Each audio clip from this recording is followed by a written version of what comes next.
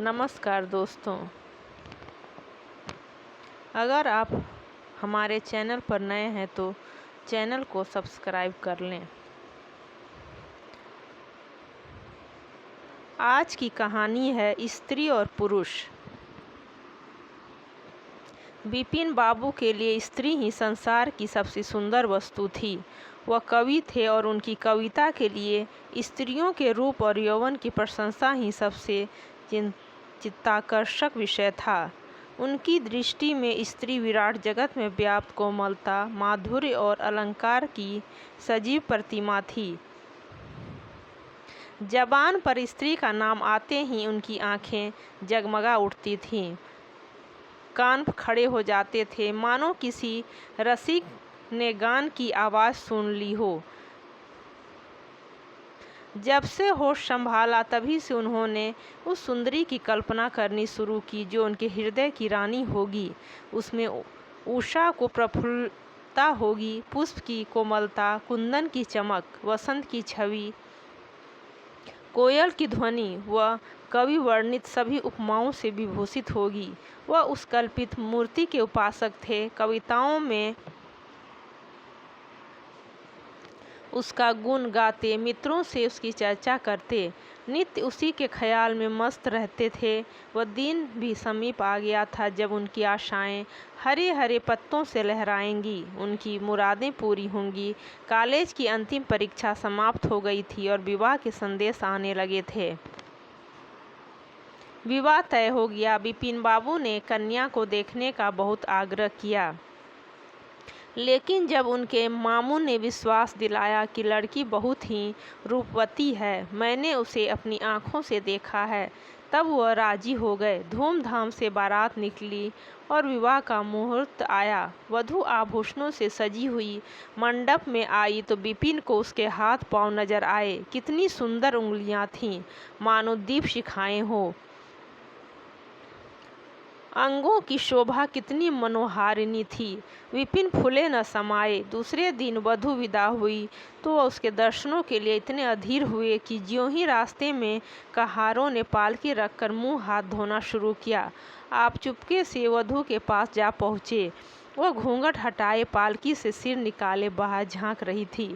विपिन की निगाह उस पर पड़ गई। घृणा, क्रोध और निराशा की एक लहर सी उन पर दौड़ गई।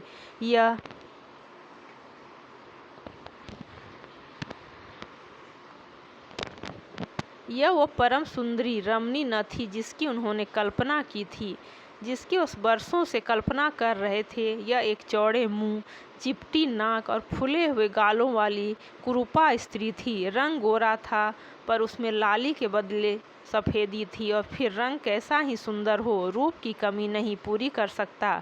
बिपिन का सारा उत्साह ठंडा पड़ गया। हाँ, इसे मेरे ही गले पड़ना था। क्या इसके लिए समस्त संसार में और कोई न मिलता था? उन्हें अपने मामू पर क्रोध आया।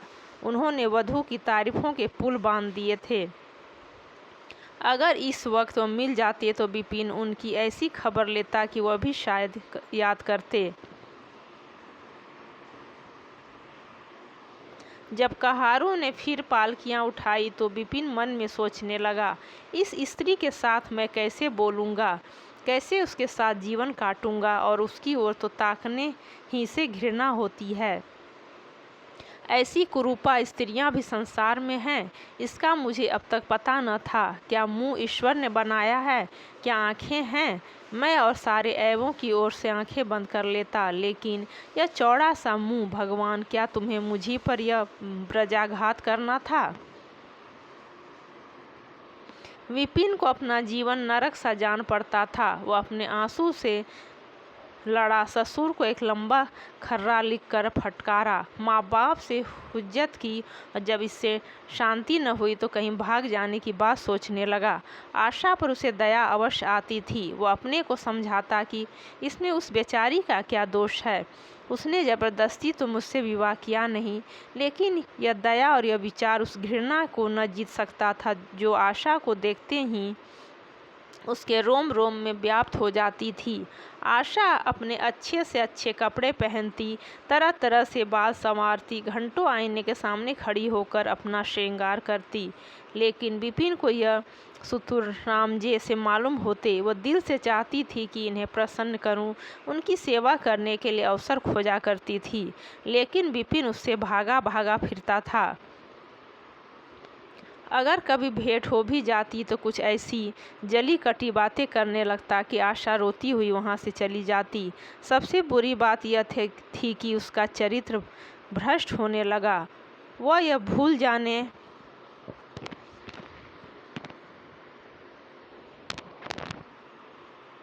की चेष्टा करने लगा कि मेरा विवाह हो गया है।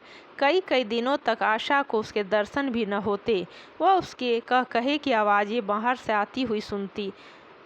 झरोखे से देखती वो दोस्तों के गले में हाथ डाले सैर करने जा रहे हैं और तड़प कर रह जाती। एक दिन खाना खाते समय उसने कहा, अब तो आपके दर्शन ही नहीं होते, क्या मेरे कारण घर छोड़ दीजिएगा क्या? विपिन ने मुंह फेर कर कहा, घर ही पर तो रहता हूँ, आजकल जरा नौकरी की तलाश है, इसलिए दौड़ धूप ज़्यादा करनी पड़ती है। आशा, किसी डॉक्टर से मेरी सूरत क्यों नहीं बनवा देते? सुनती हूँ आजकल सूरत बनाने वाले डॉक्टर पैदा हुए हैं। विपिन, क्यों नाहक चिढ़ाती हो? यहाँ तुम्हें किसने बुलाया था? आशा, आखिर इस मर्ज की दवा कौन करेगा? विपिन, इस मर्ज की दवा नहीं है। जो काम ईश्वर से न करते बना, उसे आदमी क्या बना सकता है? आशा, यह तो तुम ही सोचो कि ईश्वर की भूल के लिए मुझे दंड दे रहे हो। संसार में कौन ऐसा आदमी है जिसे अच्छी सूरत बुरी लगती हो? लेकिन तुमने किसी मर्द को केवल रूपहीन होने के कारण कुंवारा रहते देखा है? रूपहीन लड़कियां भी माँ बाप के घर नहीं बैठी रहती, किसी न किसी तरह उनका निर्वाह हो ही जाता है। उनका पति उन पर प्राण न देता हो, लेकिन दूध की मक्खी नहीं समझता। विपिन ने झुंझलाकर कहा, क्यों नाहक सिर खाती हो? मैं तुमसे बहस तो नहीं कर रहा हूँ। दिल पर जब नहीं किया जा सकता और न दलीलों का उम्र पर कोई असर पड़ सकता है। मैं तुम्हें कुछ कहता तो नहीं हूँ, फिर तुम क्यों मुझसे हुज्जत करती हो? आशा यह भिड़की सुनकर चली गई। उसे मालूम हो गया कि उन्होंने मेरी ओर से सदा के लिए हृदय कठोर कर लिया है। विपिन तो रोज सैर सपाटे करते, कभी कभी रात रात गायब रहते। इधर आशा चिंता और नैराश्य से घुलते घुलते बीमार पड़ गई, लेकिन विपिन भूल कर भी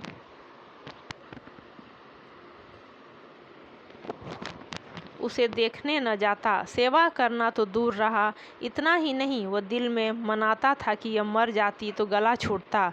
अब की खूब देखभाल अपनी पसंद का विवाह करता। अब वो और भी खूल खेला। पहले आशा से कुछ दबता था, कम से कम उसे यह धक्का लगा रहता था कि कोई मेरी चाल ढाल पर निगाह रखने वाला भी है। अब वह धड़का छूट गया। वासनाओं में ऐसा लिप्त हो गया कि मर्दाने कमरे में ही अमघटे होने लगे। लेकिन विषय भोग में धन ही का सर्वनाश नहीं होता, इससे कहीं अधिक बुद्धि और बल का सर्वनाश होता है। विपिन का चेहरा पीला पड़ने लगा, देह भी क्षीण होने लगी, पसलियों की हड्डियां निकल आईं, आँखों के इर्द गिर्द गड्ढे पड़ गए। अब वह पहले से कहीं ज़्यादा शौक करता, नित्य तेल लगाता, बाल बनवाता, कपड़े बदलता, किंतु मुख पर क्रांति न थी। रंग रोगन से क्या हो सकता था? एक दिन आशा बरामदे में चारपाई पर लेटी हुई थी। इधर हफ्तों से उसने विपिन को न देखा था। उन्हें देखने की इच्छा हुई। उसे भय था कि वह न आएंगे, फिर भी वह मन को न रोक सकी। विपिन को बुला भेजा। विपिन को भी उस पर कुछ दया आ गई। आकर सामने खड़े हो गए। आशा ने उनके मुंह की ओर देखा और चौंक पड़ी। वो इतने दुर्बल हो गए थे कि पहचानना मुश्किल था। बोली, क्या तुम भी बीमार हो क्या? तुम तो मुझसे भी ज़्यादा घुल गए हो। विपिन, जिंदगी में रखा ही क्या है जिसके लिए जीने की फिक्र करूं? आशा, जीने की फिक्र न करने से कोई इतना दुबला नहीं हो जाता। तुम अपनी कोई दवा क्यों नहीं करते? यह कहकर उसने विपिन का दाहिना हाथ पकड़कर अपनी चारपाई पर बैठा लिया। विपिन ने भी हाथ छुड़ाने की चेष्टा न की। उनके स्वभाव में इस समय एक विचित्र नम्रता थी जो आशा ने कभी न देखी थी। बातों में भी निराशा टपकती थी। अक्कड़पन या क्रोध की गंध भी न थी। आशा को ऐसा मालूम हुआ कि उनकी आंखों में आंसू भरे हुए हैं। विपिन चारपाई पर बैठते हुए बोले, मेरी दवा अब मौत करेगी। मैं तुम्हें जलाने के लिए नहीं करता। ईश्वर जानता है मैं तुम्हें चोट नहीं पहुंचाना चाहता। मैं अब ज़्यादा दिनों तक न जीऊँगा। मुझे किसी भयंकर रोग के लक्षण दिखाई दे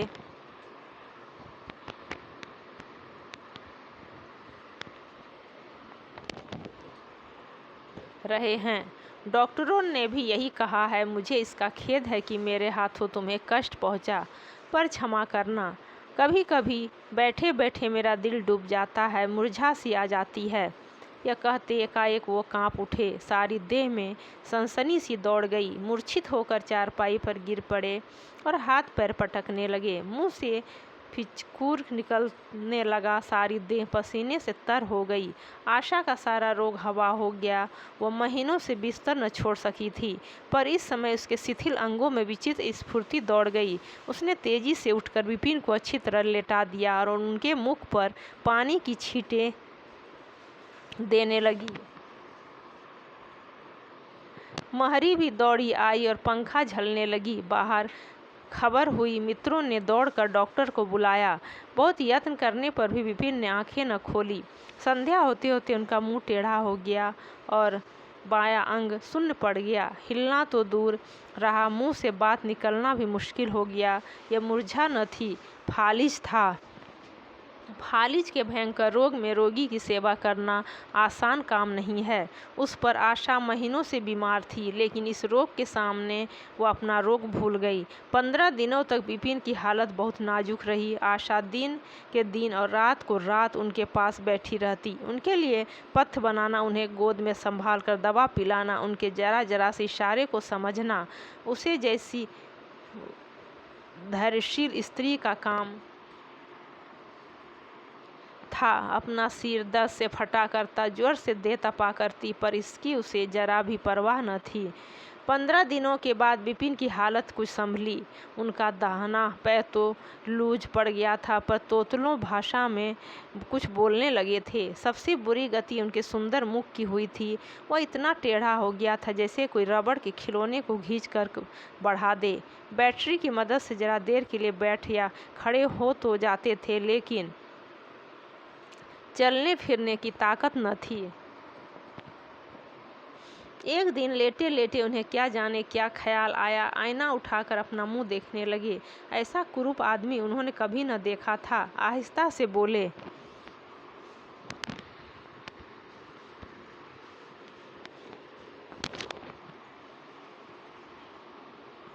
आशा, ईश्वर ने मुझे गरूर की सजा दे दी। वास्तव में यह उसी बुराई का बदला है जो मैंने तुम्हारे साथ की। अब तुम अगर मेरा मुंह देखकर घृणा से मुंह फेर लो तो मुझे तुमसे जरा भी शिकायत न होगी। मैं चाहता हूँ कि तुम मुझसे उस दुर्व्यवहार का बदला लो जो मैंने तुम्हारे साथ किए हैं। आशा ने पति की ओर कोमल भाव से देखकर कहा, मैं तो आपको अब भी उसी निगाह से देखती हूँ। मुझे तो आप में कोई अंतर नहीं दिखाई देता। विपिन, वाह, बंदर का सा मुंह हो गया है। तुम कहती हो कोई अंतर ही नहीं। मैं तो अब कभी बाहर न निकलूँगा। ईश्वर ने मुझे सचमुच दंड दिया है। बहुत यत्न किए गए पर विपिन का मुँह न सीधा हुआ। मुँह का बायां भाग इतना टेढ़ा हो गया था कि चेहरा देखकर डर मालूम होता था। हाँ, पैरों में इतनी शक्ति आ गई कि अब वह चलने फिरने लगे। आशा ने पति की बीमारी में देवी की मनौती की थी। आज उसी पूजा का उत्सव था। मोहल्ले की स्त्रियां बनाव श्रृंगार किए जमा थीं। गाना बजाना हो रहा था। एक सहेली ने पूछा, क्यों आशा, अब तो तुम्हें उनका मुंह जरा भी अच्छा न लगता होगा। आशा ने गंभीर होकर कहा, मुझे तो पहले से कहीं अच्छा मालूम होता है। चलो, बातें बनाती हो। नहीं बहन, सच कहती हूँ। रूप के बदले मुझे उनकी आत्मा मिल गई जो रूप से कहीं बढ़कर है। विपिन कमरे में बैठे हुए थे।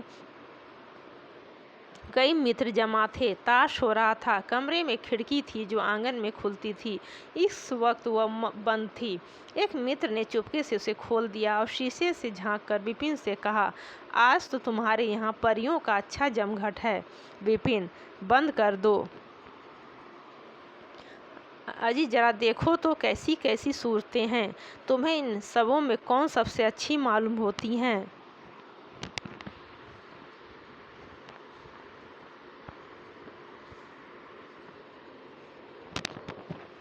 विपिन ने उड़ती हुई नज़रों से देखकर कहा, मुझे तो वही स्त्री सबसे अच्छी मालूम होती है जो थाल में फूल रख रही है।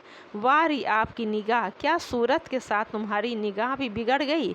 मुझे तो वह सबसे बदसूरत मालूम होती है, इसलिए कि तुम उसकी सूरत देखते हो और मैं उसकी आत्मा देखता हूँ। अच्छा, यही मिसेज विपिन हैं? जी हाँ, यह वही देवी है।